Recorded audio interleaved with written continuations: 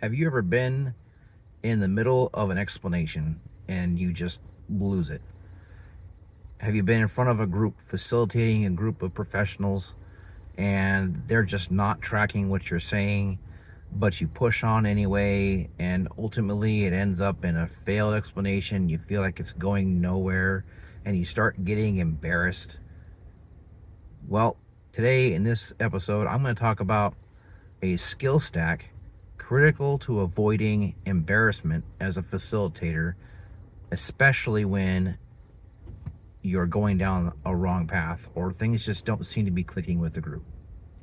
Hi, I'm Andrew Frazier. I'm a lean green belt certified professional, and I'm here to help you get better at confidently facilitating groups using lean tools, using other industry tools, and just basically upskilling in facilitation. So we're going to talk about what that skill stack looks like. That's going to help you avoid embarrassing moments, moments of stubbornness, and ultimately wasting a group's time, wasting your time, and what could become a bad mark on the event, a bad mark on your record, and people walking away thinking that this guy really doesn't know, or this gal doesn't really know what they're talking about.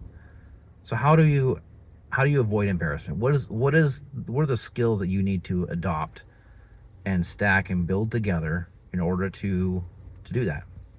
Well, number one is awareness, and awareness in the respect of reading other people. You have to be able to read the room. You have to be able to read the atmosphere. You have to be able to read the situation, read silences. If it's a good silence, if it's a bad silence, you need to be able to read people's faces, their posture, their gestures, or the lack of gestures. All of the nuances, either micro or macro, that tell you what is going on in the room in real time.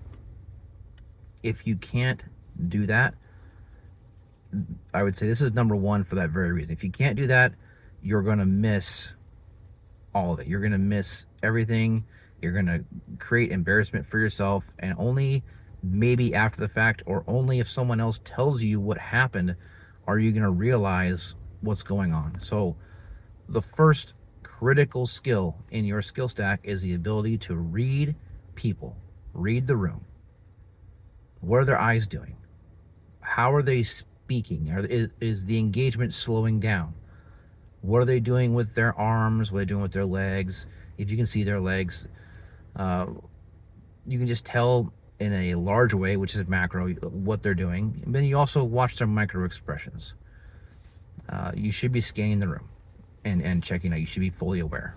So that first skill is awareness and reading the room. The second skill in the skill stack to avoid embarrassment, avoid failure as a facilitator in making a tool work for the team, is humility and courage. So I put those two together. It's basically humility slash courage. And I combine them because you have to recognize within yourself that you have to change directions and recognize you made a mistake, recognize something's not clicking, and then have the courage to make an adjustment. Uh, if you don't recognize that something is going on and you just try and cover it up, you just try and push through or roll over it or make an abrupt adjustment without quantifying why, then the group is left wondering. You're leaving them behind mentally and potentially emotionally. They might get a little bit upset that this guy doesn't know what's going on. He's not self-aware. This gal's not self-aware enough, nor do they have the courage, the humility to point out to themselves what's going wrong. And so here's how I recommend to present yourself when you need to make a change. And it's just being honest. Just be honest with the group. Be forward with what went wrong. You say, you know what, this doesn't feel like it's clicking very well. It might be my explanation. It might just be the tool itself. I think we need to change direction.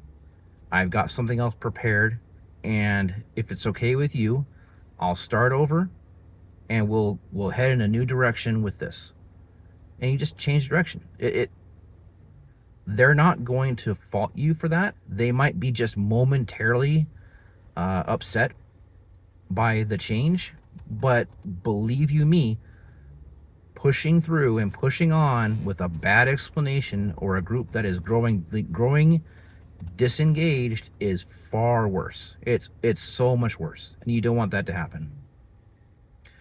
One time for me, it was a SIPOC, a suppliers input process outputs and customers explanation that I was working through, and it just was not clicking. I tried to run it backwards.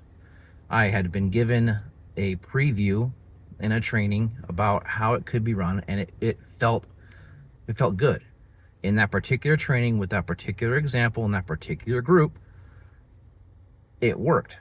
And so I took it to the next event, and I thought, I can do this thing backwards. It just made more sense to me, and I believe that this might be better for the group. And I tried it out.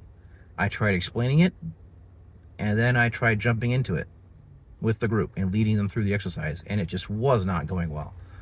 I got a lot of questions. Like, what does this mean? Well, what about this? What if this? And if there's a lot of questions, that's a huge indication that you probably missed something and you probably need to change directions. And have the courage, again, going back to number one, have the self-awareness, have the awareness of reading the room, what's going on. Like, wow, the volume of questions I'm getting on this is tremendous. It's above and beyond what I would expect. And then have the courage to point it out. Say, take on the responsibility, take on the ownership as a facilitator that, hey, I probably didn't explain this very well. And I think we need to make a tweak. Bear with me here, and we'll catch back up to where we were, and you'll find success in this exercise. Just let me work through it a different way for you guys so that it really clicks. And that's that. Hey, humility and courage. That's the second part of the skill stack, to avoid embarrassment. The third and final part is having that backup plan, being prepared with an alternate explanation, being prepared with maybe even a different tool, being prepared with taking a break. Whatever that might be or look like, have something in your back pocket and a backup plan to fall back on when something's not going well. An agenda was just an agenda at the beginning. You have to be able to adapt. You have to be able to come through difficult situations with the group. So have that backup plan, and you'll avoid embarrassment. It'll show competency. It'll show preparedness and readiness to adapt. And that leads me to my final point, which is all this skill stack essentially does is build your adaptability as a facilitator. And adaptability is huge. If you're not adaptable, you're going to embarrass yourself. You're going to fail the group. The group is not going to meet their objectives, and the spiral goes on. So what this skill stack really does is build your ability to adapt to any situation, especially ones where you are the cause of lack of progress, and you're just going to embarrass yourself and rightfully earn a bad review by folks. So if you want to avoid embarrassment, if you want to avoid that bad review, and you want raving reviews, and you want to be viewed as a competent person, then really work on building that skill stack of self-awareness, of reading the room, of humility and courage, and then having that backup plan, being prepared with alternatives, being prepared with alternative explanations. If you enjoy this episode, this video, please give it a like. This is a brand new channel, testing out a lot of ideas here, and just ultimately trying to give and add value to you all out there attempting to facilitate and grow your facilitation skills. Wishing you all the best. Go out there and do great facilitating. Later.